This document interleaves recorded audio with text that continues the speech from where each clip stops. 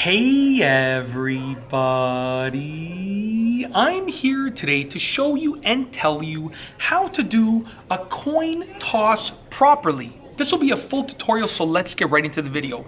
A coin toss is a very common way of deciding on something. Like, who goes first? Let's toss a coin. Now, there's a wrong way of doing this and there's a right way of doing this, and it can really cause some problems if you don't do it the right way. So I'm going to tell you how to do it properly so you can not cause any problems with your coin toss, okay? First and foremost, the idea is that all of the terms have to be decided beforehand.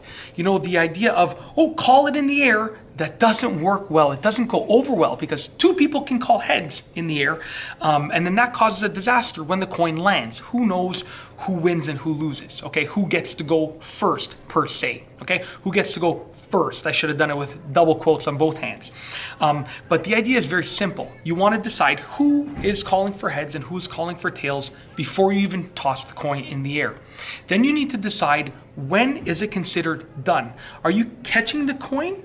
And whichever way you catch it on your hand, is that how it's going to work? Are you catching it and flipping it? And whichever side is facing up, that's how it's going to work? Or are you simply tossing it and letting it land on the ground, just like I did right there, okay? You need to decide that beforehand. And once you've decided that, you're going to go ahead and you're going to flip the coin. Now, when you flip the coin, the third thing is you want to give it a good spin. You don't want to just like toss it in the air and it kind of levitates and lands, because you can kind of rig the game like that. So what you want to do is flip it properly. So you can either like kind of like grab it like this and just like spin it like that in the air, or if you really want to get a fair game, a fair toss, you balance it on your finger like this. So you can see I'm balancing it on my finger, and then use your thumb to flip it in the air, and you see how many times it spins just in that short distance, okay? So it's very simple. Decide who has heads, who has tails beforehand. That's the first thing. Then the second thing is decide, when is the coin considered done? When is it considered to be flipped? Are you catching it like that and calling it like that? Are you catching it and flipping it and calling it like that? Or are you just letting it land on the floor or on the table or on whatever surface it lands on, and then you calling it like that? That's the second thing.